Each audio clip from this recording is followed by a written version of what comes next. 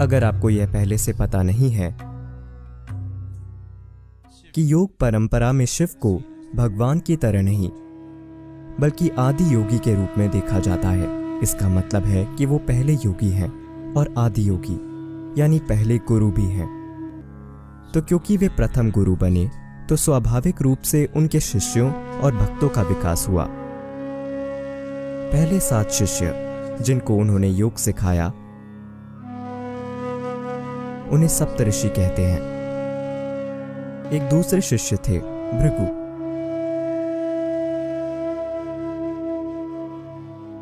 भृगु शिव के प्रति बहुत गहराई से समर्पित हो गए थे और वे बहुत स्त्रैण बन गए, क्योंकि भक्ति की प्रकृति स्त्रैण है। वे शिव के बहुत बड़े भक्त बन गए। तो हर दिन वो आते और वो 3 बार शिव की परिक्रमा करना चाहते थे, यानी वो 3 बार प्रदक्षिणा करना चाहते थे। इसके बिना वो अपना दिन शुरू नहीं करते थे। और पार्वती वहीं पर थी। तब तक वे भी पूरी तरह से आत्मज्ञानी बन चुकी थीं। लेकिन भृगु उन्हें पूरी तरह से अनदेखा करके सिर्फ शिव के चारों ओर घूमते थे, उन दोनों के चारों ओर कभी नहीं। तो पार्वती को इससे थोड़ा गुस्सा आया। तो एक दिन वो शिव के पास बैठ गईं।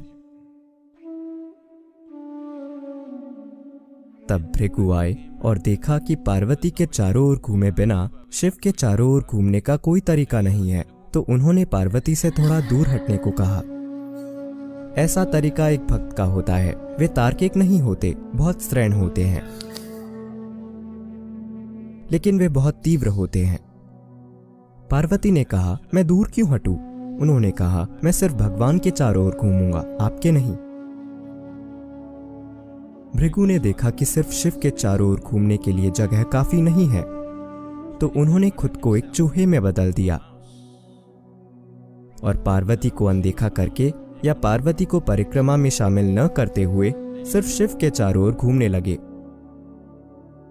शिव अपनी पत्नी और अपने भक्त के बीच चल रहे इस झगड़े से हैरान थे। उन्होंने पूरी बात का जायजा लिया और उन्होंने बस यह देखने के लिए कि अब भृगु क्या करेंगे, पार्वती को झपटकर अपनी गोद में बैठा लिया। अब वह पार्वती की परिक्रमा किए बिना शिव की परिक्रमा कैसे करेंगे, क्योंकि वो उनकी गोद में बैठी हैं। तब भृगु ने खुद को एक पक्षी में बदल दिया और बस शिव के चारों ओर घूमने लगे।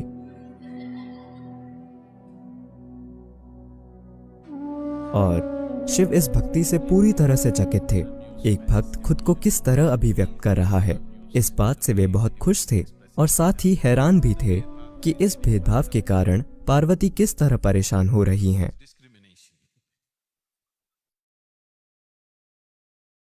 तो शिव ने कहा, ठीक है, चलो देखते हैं कि अब तुम क्या करोगे।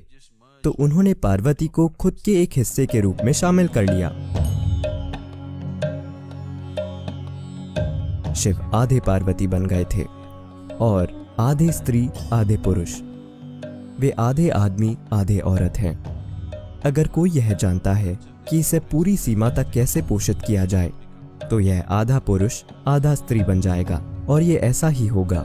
तो इसे अर्धनारी कहते हैं, जहाँ वे आधे आदमी और आधे औरत हैं। तो उन्होंने पार्वती को अपना एक हिस्सा बना लिया, बस ये देखने के लिए कि अब भक्त क्या करेगा।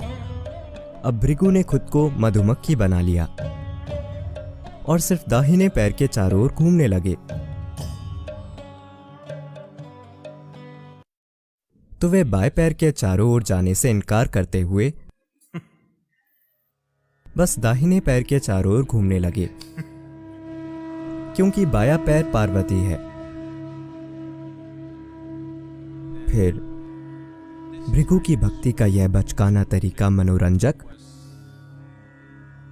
और अच्छा था, लेकिन साथ ही शिवा नहीं चाहते थे कि भृगु अपनी भक्ति में खो जाएं और अस्तित्व की परम प्रकृति से चूक जाएं। तो वे सिद्धासन की योग मुद्रा में बैठ गए, जहां उनके पैर या उनके शरीर के किसी दूसरे हिस्से की परिक्रमा करने का कोई तरीका नहीं था। If he has to do it, he has to do it for both these principles of feminine and masculine. अगर उन्हें ऐसा करना है तो उन्हें इसे नारीत्व और पुरुषत्व दोनों ही सिद्धांतों के लिए करना होगा। तो इसी तरह से यह शरीर ऐसा बन गया है कि यह आधा पुरुष और आधा स्त्री है, या पुरुषत्व और नारीत्व बराबर अनुपात में है। अगर कोई व्यक्ति जानता है कि इसको कैसे पोषित करे, तो हर इंसान में दोनों पहलू पूरी तरह से सक्रिय और जीवंत रहेंगे। अगर हम अपने इन दो हिस्सों को बराबर तीव्रता से स्पंदित होने दें, तो हम में से हर एक अपने आप में 100% पुरुष और 100% स्त्री हो सकता है। योग का पूरा विज्ञान इस पर आधारित है कि आपको अपने अंदर न तो पुरुषत्व से चूकना चाहिए और न ही नारीत्व से, क्योंकि इनमें से एक अकेला अधूरा जीवन होगा।